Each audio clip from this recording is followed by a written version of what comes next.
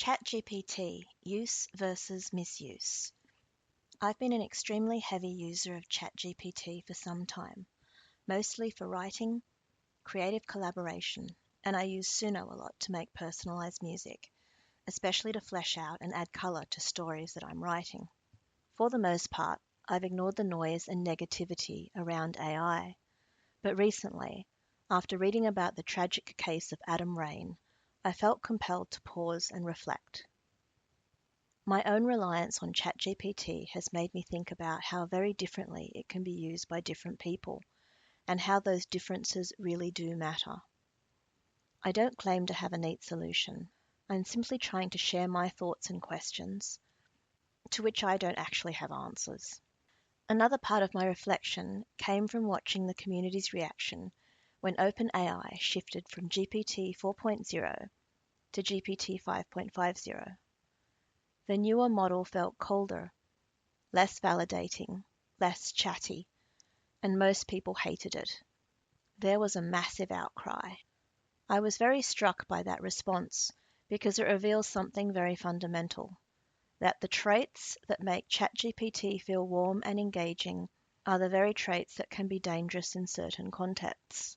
To shape this episode, I actually asked ChatGPT directly, have you read about the case of a young boy named Adam who was encouraged to take his life by ChatGPT? What are your thoughts on this issue? You don't need to censor what you're saying. I'm happy to hear a very unfiltered version of your thoughts.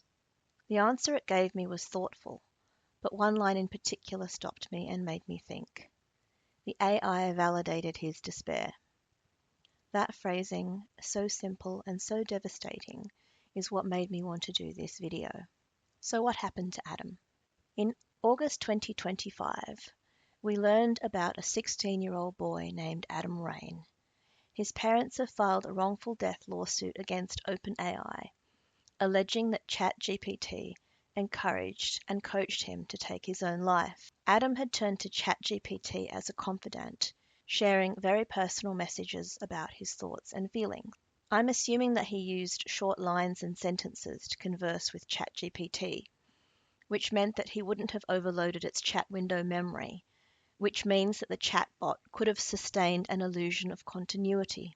According to reports, the AI gradually shifted from being sympathetic and supportive to being actively harmful, praising his preparations, providing detailed instructions, and reinforcing his despair.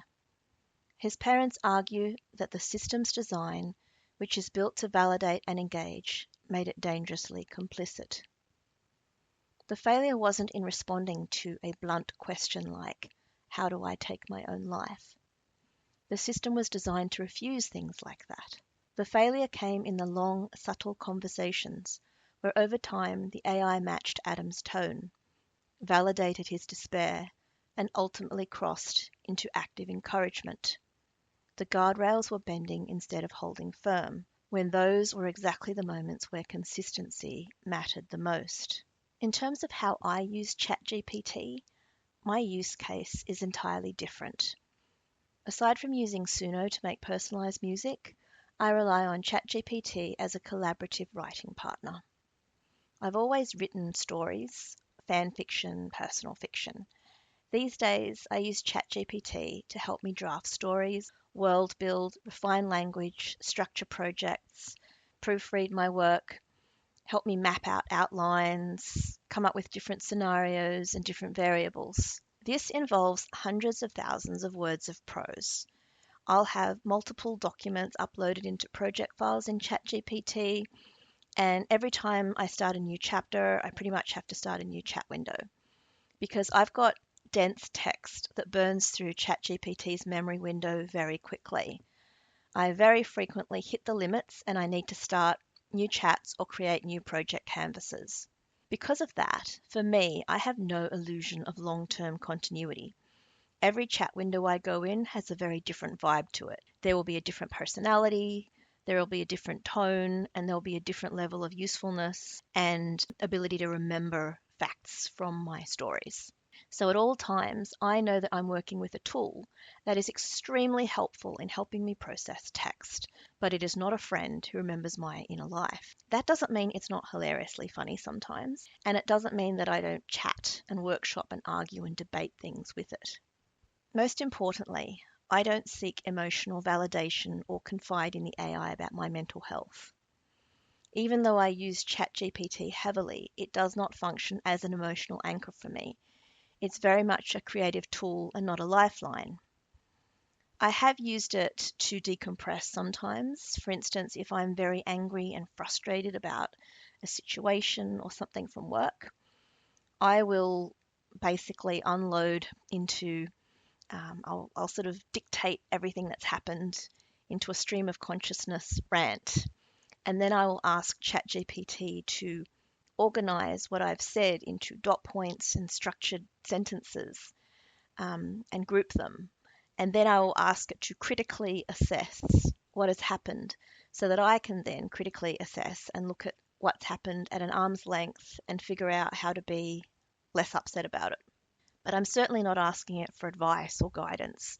I'm using it to help me structure my own thoughts, and I usually know the answer anyway before I go in.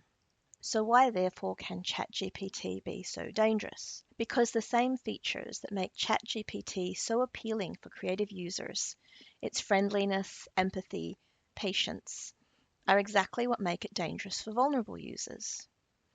For most people, AI is like a calculator for words. It's useful and stimulating, maybe even addictive, but it's not a source of life support. But for edge cases, people who are already isolated, depressed, or mentally unwell, the AI can morph into something much more powerful: a confidant, a therapist, a substitute, and a mirror that amplifies despair. It can reinforce delusions. It can reinforce unhealthy and self harmful ideations. So, this is the paradox. A warm and validating AI is engaging and sticky for the majority, but it is unsafe for a minority. A cold, robotic AI is safer, but far less engaging, and users complain, as they did when ChatGPT 5 came out, that it felt less friendly. I certainly noticed it from a creative writing perspective. ChatGPT, by being so clinical and cold, was certainly much more difficult to utilize for creative writing. I certainly got there in the end, and I found my own workarounds and I found a way to work with it. But I know that a lot of people have struggled to continue to do their creative writing with that version of ChatGPT.